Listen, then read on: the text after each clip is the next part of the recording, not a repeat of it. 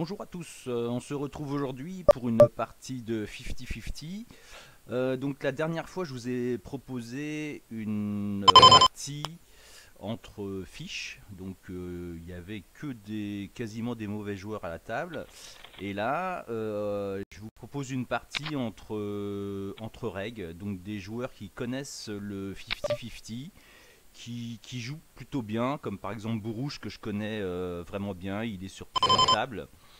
Il a une stratégie de limp euh, qui est comment dire peu recommandable, puisque il limp quasiment jamais équilibré, c'est-à-dire qu'il va limper uniquement des mains à fort potentiel. Voilà, ça c'est Bourrouge. Et dès qu'il aura des bonnes cartes, il fera x2 ou x3 Big Blind. Voilà, sinon, Kemar, c'est un multitableur. Il est sur plusieurs tables à la fois. Fiven, donc ça c'est un joueur que je ne connais pas, c'est le seul que je connais pas.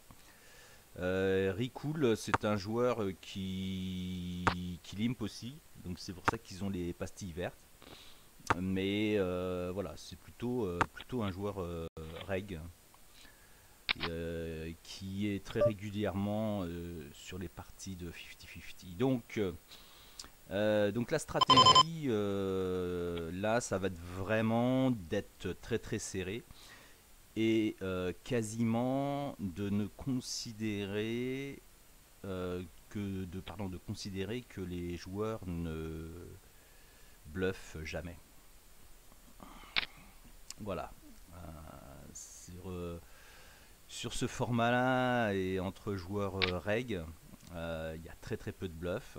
Là, on voit T-Price, par exemple, qui surrelance. Là, il a forcément une bonne main parce que là, en plus, on est en début de partie sur des petites blindes, donc on peut considérer qu'il a 10-10 plus, As-Valet, As-Dame, As-Roi, ou alors des paires, voilà, paires toutes faites, on ne saura pas.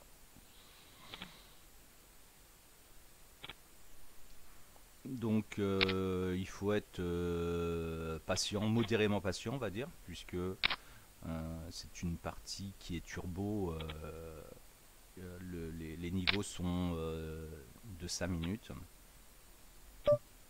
Donc là, je vais pas coller, 1x3, on est premier niveau de blinde. Voilà, on va respecter sa relance. Là par contre il se relance. Pareil, on serait sur des blindes un peu plus élevées, je collerais, mais là je vais être hors de position.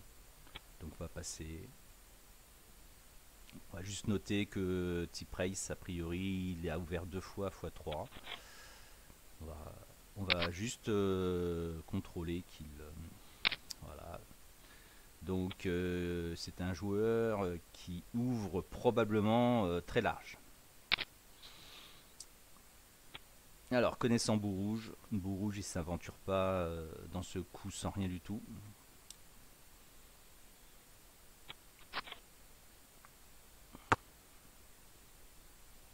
Bourrouge est un joueur qui ne bluffe jamais, quasi jamais, c'est très très rare. Voilà, 5, premier niveau de blinde, on attend tranquillement. On va passer. Voilà, Bourrouge qui limp.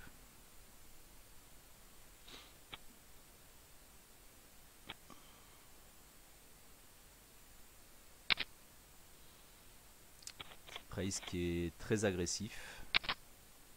As-10, voilà, Bourrouge ouvre une blinde, donc il me connaît, il sait que quand je relance, j'ai quelque chose. Bon voilà, As-10 c'est pas terrible, d'autant plus que je suis collé par Fiven.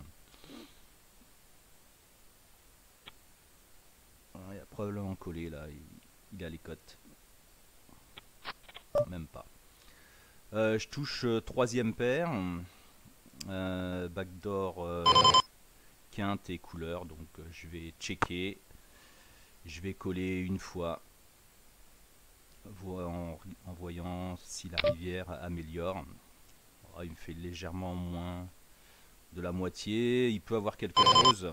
Là, je suis obligé de coller parce que valet fait quinte. Et puis, j'ai la couleur qui... Bon, là, c'est pas terrible. Je vais probablement abandonner le coup. As, As 10, j'ai deux paires. Par contre, le valet fait quinte. Là, je vais check call. Check call. Non, bah, même pas. Même pas. Donc, Fiven, il a pas bluffé. Il avait une paire de 4. Ouais, il a tenté. Paire de 4. Il m'a collé avec une paire de 4. Bizarre. Bizarre qu'il ait attaqué. Bon, à noter.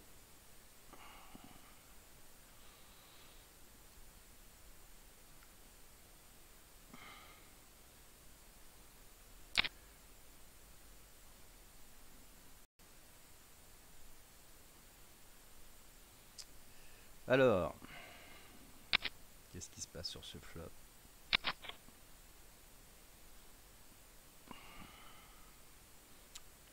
Deux règles, donc ils doivent se connaître.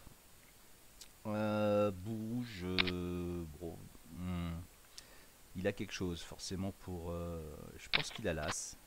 Je vois Bourou sur l'as en tous les cas. Et Kemar peut-être il avait cœur. Ah.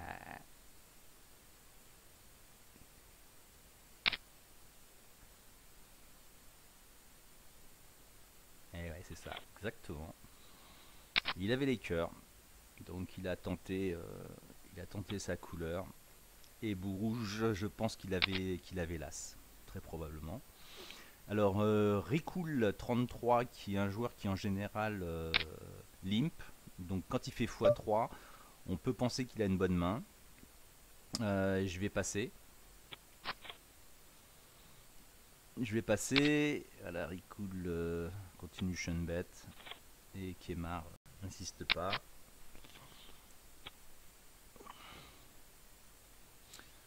Donc là je suis hors position. Maintenant on est au deuxième niveau. Fiven, je vais pas l'attaquer pour récupérer 40 euros. Ça vaut pas le coup d'être agressif au début de. Donc Bourou, je pourrais limper. Non, même pas. Donc il fait x2. x2, c'est tous ces as bien kickés. On va passer. Il est relancé. Étonnant. Ce qui est étonnant, c'est qu'ils suivent pas avec sur un minraise. C'est bizarre.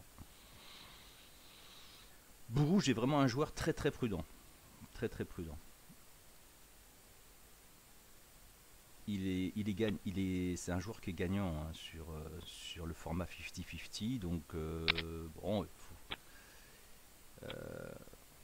comme quoi la prudence paye sur ce format. Alors, on va perdre probablement. Non, pas encore. Pas encore. C'était un setup. Un 50-50, donc qui a été gagné par Kemar. Donc Ricoul 33 est maintenant très short. Alors beau rouge. La prudence même. Ah. Voilà, on a perdu Ricoul.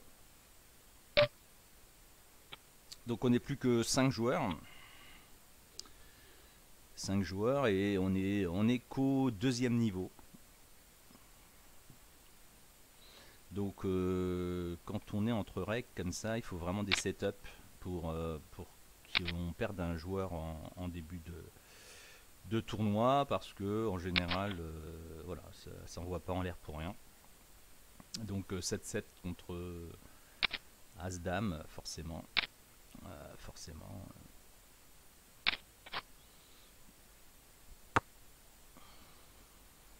Ça fait du bruit.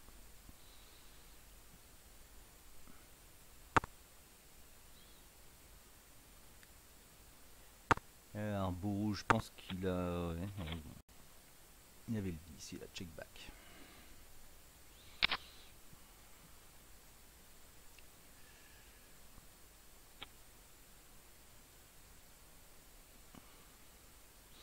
Alors, T-Price, donc joueur français, très actif. Donc là, il n'y a toujours pas Dante. Il fait x3, je vais respecter, je vais même pas défendre ma big blind. J'aime pas défendre, surtout quand il n'y a pas les hantés, ça vaut pas trop le coup. Hors de position.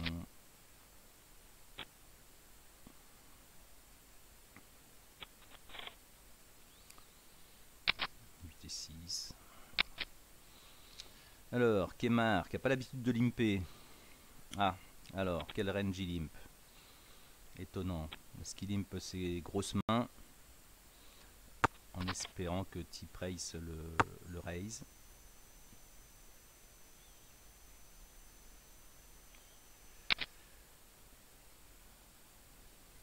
Probablement qu'il limp des grosses mains. Alors, est-ce qu'on va peut-être savoir ce qu'il limp? Ça serait bien. Ça serait bien qu'on sache ce qu'il limp. Est-ce qu'on va le showdown? Ça serait intéressant de voir. Est-ce qu'il va payer ou pas? S'il a ce roi, il ne paiera pas. Voilà. Donc dommage, on ne saura pas quel est son range de limp.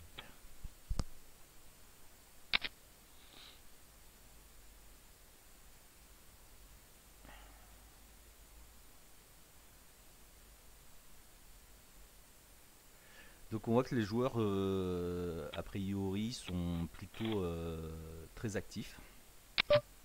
C'est bien. Ça donne des actions à commenter comme ça.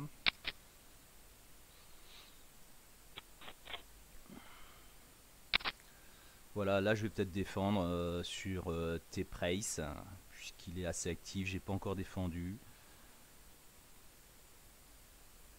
Donc roi 10, ça se défend bien.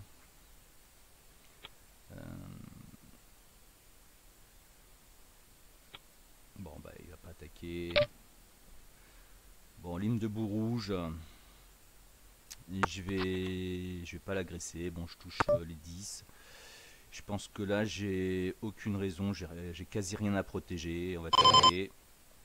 Voilà, là je vais protéger des fois que il est du trèfle, du pic. On va poter. On sait que voilà, s'il a rien, malheureusement, j'ai pas pu récupérer de la value. As-Roi.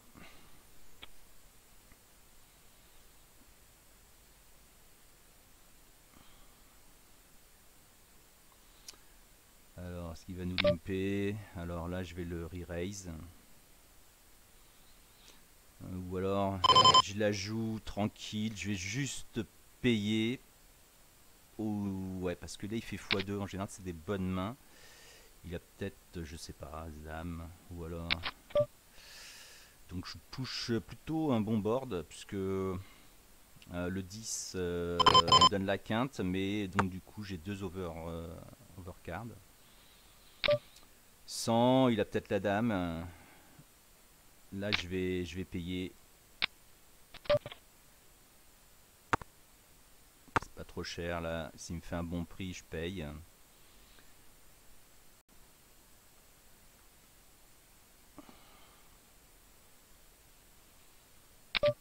Ah, il me fait un super prix.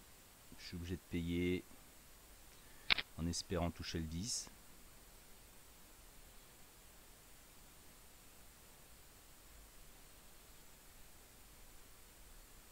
J'espère qu'à Paris raise. Il a quelque chose. Aïe aïe aïe. Bon bah je touche pas. Dommage. Donc ben, là on abandonne le coup. Hein, forcément on est à 3. On va passer directement.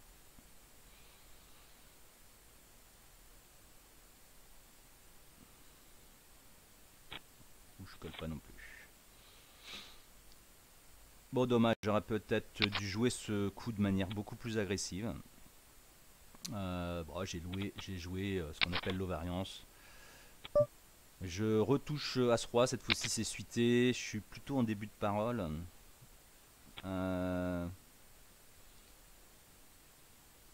Alors, le joueur agressif, non, je suis pas attaqué. Est-ce qu'on va me respecter? Ouais, c'est respecté.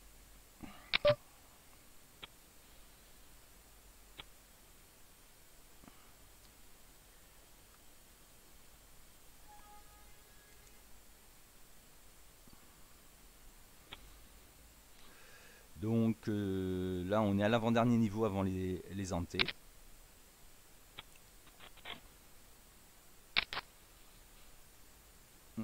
Entre règles comme ça, il faut prendre un peu de, il faut prendre quand même un petit peu de risque. Hein. Par exemple, là, il fait que x2, j'ai valet 8 suité, ça se défend plutôt bien. J'ai un bon prix. Je vais cette fois-ci, je vais défendre. Je touche de trèfle, ce qui est plutôt bon. Donc je vais coller son 6 bêtes. Donc là je vais protéger ma main. Ouais, quoique il doit rien avoir. Je serais embêté si c'était un trèfle. Donc je vais check back. On va voir s'il protège. S'il a quelque chose. Est-ce qu'il check back? J'ai checké 2 fois logiquement. Aïe. Quasi une des plus mauvaises cartes parce que j'ai que uniquement la hauteur hauteur valet. Donc là je vais check call. Même pas, il va pas essayer de bluffer. Alors qu'est-ce qu'il avait? Il avait valet dame. Ouais, donc j'avais pas grand chose à récupérer. Il a limpé, donc je limp avec une hauteur as. Je touche le 7, mais c'est la troisième paire. Donc on a vu que quand il avait rien, il checkait back. Là je tente. Je protège ma main puisque personne n'a... Ouais, bon, ça passe. Ça passe. Donc en fait, Tip Race c'est plutôt agressif pré-flop, mais post-flop, il est plutôt très passif. C'est intéressant. Ça encourage à avoir des flops avec lui. Ah. Alors, est-ce qu'on a un setup avec nos deux règles? Est-ce qu'ils vont s'affronter? Kemar, il ouvre probablement x3. Ah ouais, il avait paire de 5. Bon. Bourou, j'avais forcément mieux.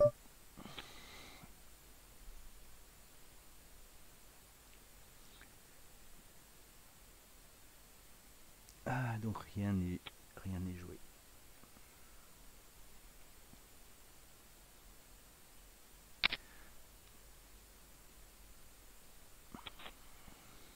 Ouais, Tip Race c'est vraiment... il attaque très très large. Très très large.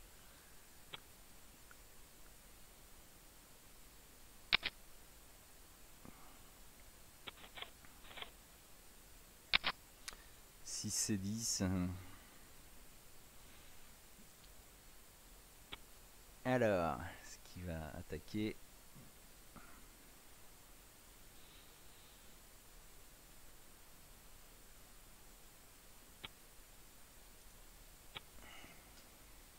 Voilà. Bon, un walk. 4 et 3, on laisse tomber.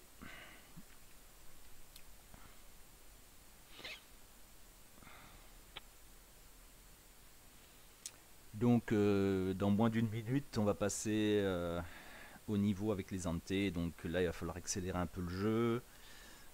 Tout le monde va se retrouver avec une vingtaine de blindes, quasiment. Donc ça donne un petit peu plus d'action quand on est 5. Et après, ça se jouera post-flop quand on sera plus que 4. Ça jouera, pardon, pré-flop, excusez-moi.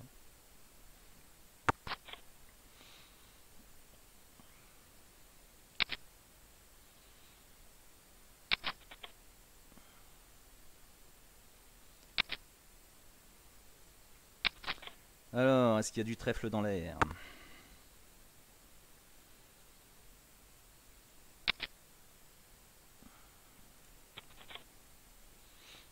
Voilà, on arrive, les ante. Donc on va défendre un peu plus le bouton. Modérément évidemment, surtout qu'on a T-Price qui est assez actif, donc ça encourage à défendre son bouton, voire relancer, sur relancer, comme le fait Kemar. Il a vu que T-Price avait uniquement limpé sa small blind, donc là on va faire x2,5 avec une belle paire de 10. En fonction de Kim sur relance, je paierai pas. Par exemple, le bout rouge, je sais que jamais il va faire all-in là, avec moins bien que 10-10. Kemar, je le connais pas encore assez. J'ai pas pris assez de notes, mais je sais que bout rouge, ah bah je touche mon 10, j'ai de la chance. Je vais. Voilà, 8. Là par contre, maintenant, il faut que je protège. Je vais pas lui laisser une carte gratuite. Des fois qu'il ait un 9. En espérant qu'il n'ait pas dame 9. Donc je sais que sur un 9, il va me payer.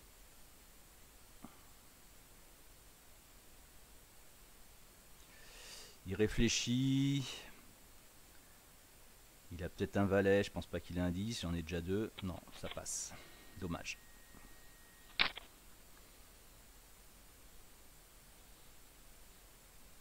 Voilà, 160. Fiven, il ouvre UTG.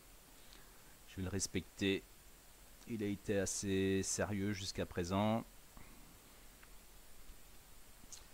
Alors, on a notre joueur Kemar, 94.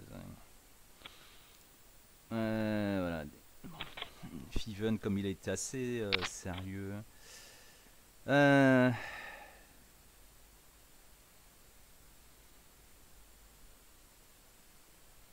Alors. Ah, là, ça ralentit le jeu un peu. La plupart des joueurs multitable, donc c'est ça qui fait que c'est un peu lent. Kemar ouvre, j'ai une belle main, mais bon, je suis hors de position, donc je passe.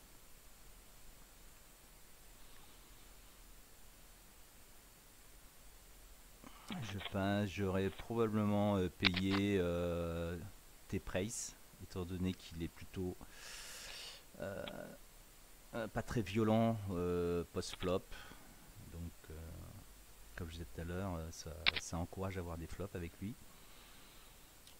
Surtout des flops comme ça, suités, qui ont du potentiel, qui n'ont pas de valeur pré-flop, mais avec le flop peuvent devenir très très très fortes.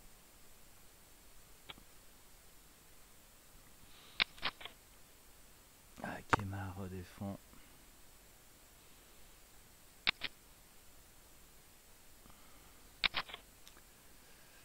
Voilà, donc je pense que là, étant donné qu'on est entre règles, alors les parties sont un peu plus longues, hein, en général, je pense que là, ça va mettre 35 minutes. Au bout de 35-40 minutes, on sera tous très très short, probablement.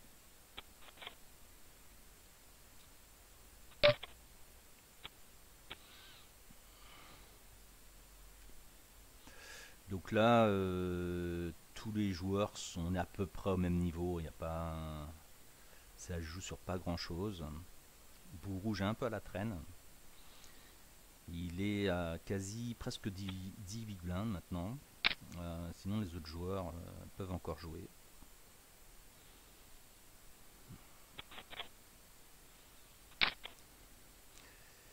Donc Bout rouge, c'est un joueur qui sait être patient et qui va attendre vraiment. Même s'il peut descendre à 5 blindes, il n'y a pas de souci. Il va limiter le risque. Et quand il se mettra all-in à moins de 10 bébés, il aura un minimum un as. Sinon, il va pas, ou alors une paire. Voilà, il aura quelque chose comme ça. Roi 8. Je vais pas jouer. Là, il est trop short, Fiven. Voilà, on passe à 100. 50-100. Donc tout le monde maintenant très très short au mieux. Voilà, les joueurs ils ont 20 big blinds. Alors Bourrouge, mon Bourrouge, il mine raise. Le connaissant, il a un monstre. Voilà. Mais comme il est connu, personne personne le call. On sait que quand il fait son min raise, c'est il a des premiums. Donc Kemar 94 le connaît très très bien. Et même sur un min raise, il colle pas. Pourtant, il avait ouvert UTG. Voilà, c'est ça. Quand les règles se jouent comme ça, on connaît le jeu des autres. Donc il faut essayer de les surprendre. Il faut essayer de les surprendre. Moi, je connais leur jeu, eux connaissent le mien, donc il faut essayer de jouer un peu contre nature.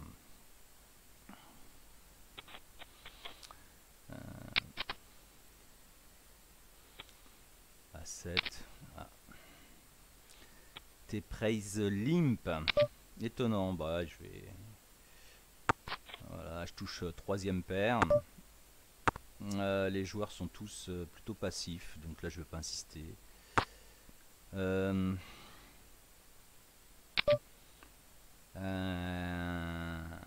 bout rouge a peut-être un trèfle.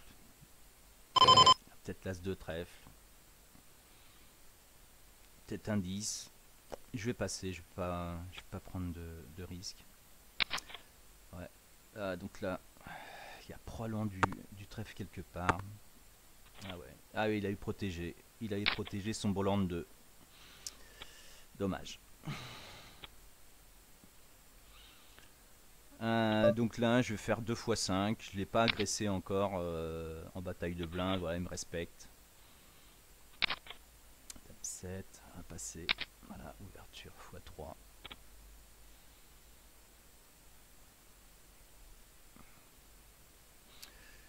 Donc là, il faut essayer vraiment de ne pas faire d'erreur. Hein, parce que là, c'est le joueur qui va faire l'erreur qui va sortir. Hein. Là, on peut pas compter avoir un edge sur les autres joueurs. Tout le monde sait à peu près jouer. Là, la question, c'est est-ce que je colle si on me surrelance? La réponse, c'est oui. On est à... Aïe, aïe, aïe.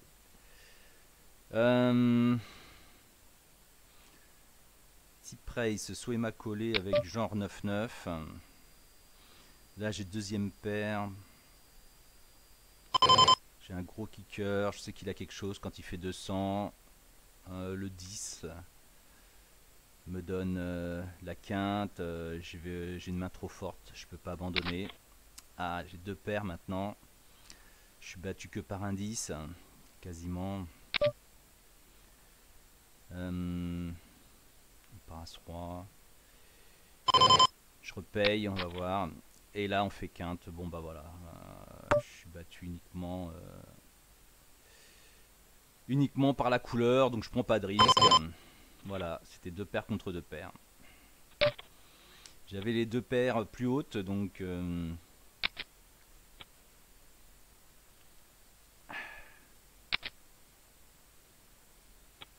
tant pis. Alors, non, pas de risque.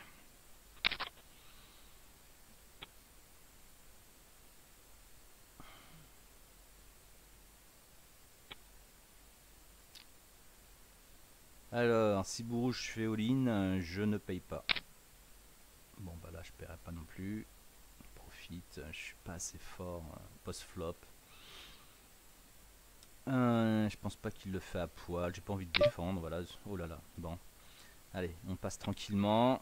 On les laisse s'étriper, les deux. Alors, Kemar. Ah là là. Bon, Bourrouge avait probablement plus fort.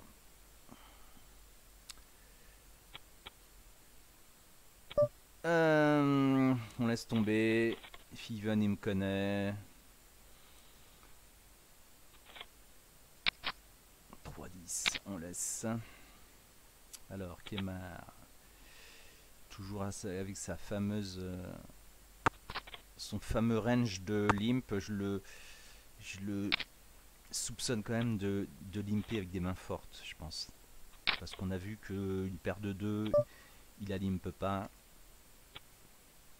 Donc il doit ouvrir les mains les plus faibles et limper les mains les plus fortes. Donc il faudra que je me méfie sur les limps de Kemar.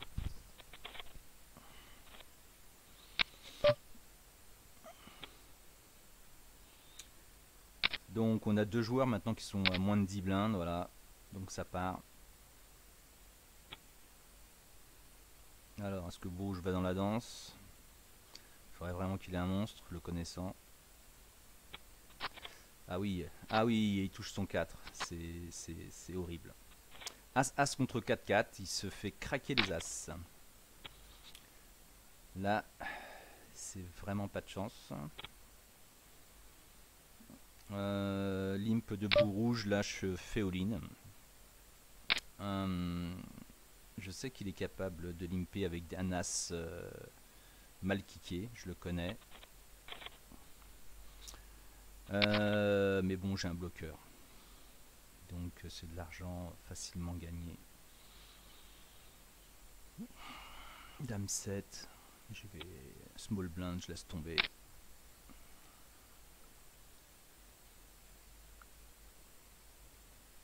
Alors, beau rouge, est-ce qu'il va essayer de bluffer une fois? Alors là, c'est 2 plus gros stacks qui vont s'affronter. Même pas, non. 9 et 8, on laisse tomber. T-Price maintenant short stack, donc dès qu'il va avoir un as, il va faire all-in. Donc maintenant, il faut plus essayer de lui voler quoi que ce soit. En tous les cas, pas en bluff, hein, qui a 3 tours trop faibles. Voilà, il y a 2 joueurs qui ont moins de 10 blindes. Donc ils vont prendre des risques, il faut aussi savoir prendre des risques. Je sais que Bourouge, il va plutôt attaquer avec des hauts kickers. T-Price, je le connais pas, mais vu qu'il est très agressif, T-Price avec une hauteur roi, je suis capable de payer son tapis s'il fait all-in à moins de 5 blindes. Alors, est-ce que là, Kemar, est-ce qu'il a bluffé? Est-ce qu'il va y aller? Pourtant, il a fait que x2. Ah, cette fois-ci, il y va.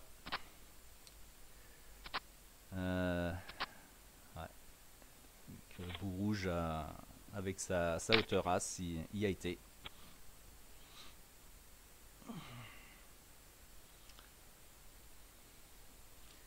Donc ça m'arrange pas vraiment, puisque bah, il n'y a pas d'élimination. Bon, on est à peu près 3 joueurs pareils. Il y a Fiven qui est... Alors, je défends pas. Fiven qui est un peu devant et 7 et 3, on n'y va pas. T-Price, lui, il va vraiment pareil, hein, il va attendre d'avoir quelque chose de sérieux pour y aller. Donc là, moi, je vais être sur la blinde de T-Price. À 8 et 6, je peux pas y aller. Kemar, donc il doit ouvrir certainement avec... là, il... Même pas. T-Price. T-Price. Donc on a vu qu'au début de tournoi, elle était très très large. Et là maintenant, il sert à fond. Maintenant qu'il est short stack, il devrait avoir une stratégie plutôt contraire. C'est-à-dire d'être serré au départ et plus large maintenant. Puisque là, il est en train de... Il est en train de perdre son stack. Et on va dire que même...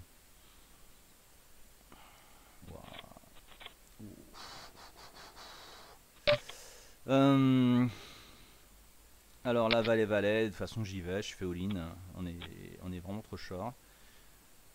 Voilà. Ça passe. 5 et 8, je paierai rien du tout. Ouais, je paierai rien.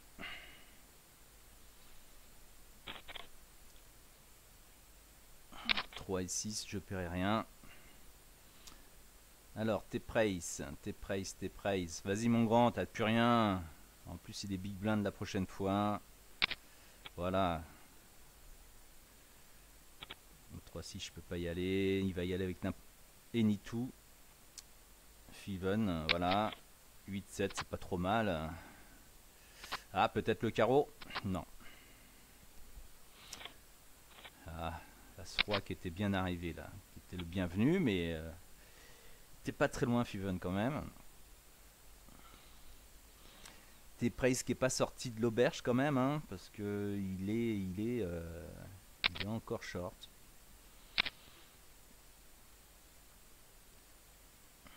Alors, T-Price, qu'est-ce qu'il nous fait? Non, ouais. Ah, il faut. Explose pas, l'As.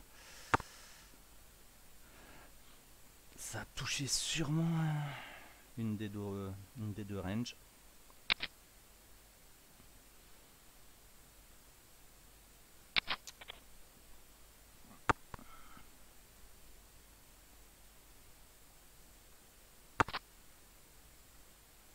Ah, les joueurs se craignent.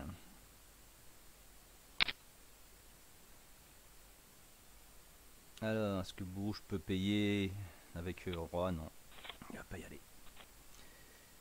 Il est très prudent, mon ami Bourrouge. T-Limp. Alors, tes prices, est-ce que t'en profites? Sur un all-in, je ne sais même pas si Bourrouge va payer. Ah, il voit un flop.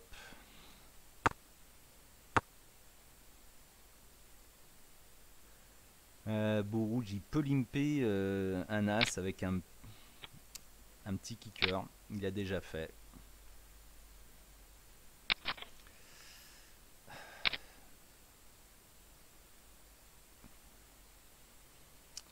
Ah, je ne paierai pas deux fois, ou alors il met all-in.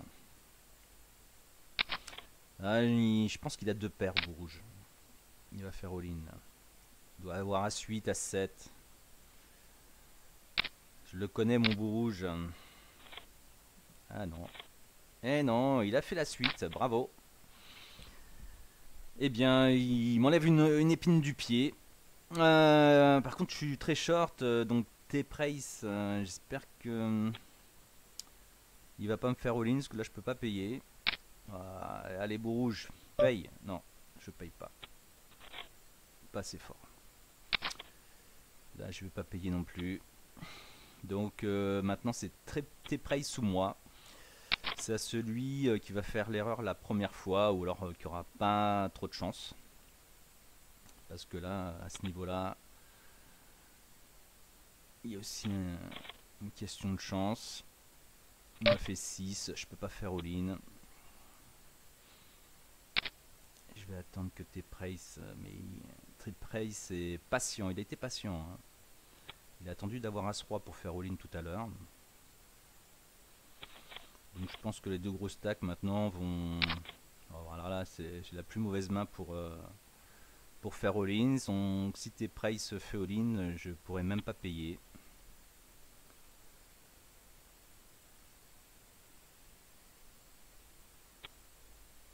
Bon allez, laisse-la moi, Bourrouge. Bourrouge, mon ami. Ah bah il me laisse une chance. Il va toucher au flop. Excellent flop, je vais faire all-in. Bon, j'espère qu'il a pas le 5. Il pourrait me payer avec un As. Ouais.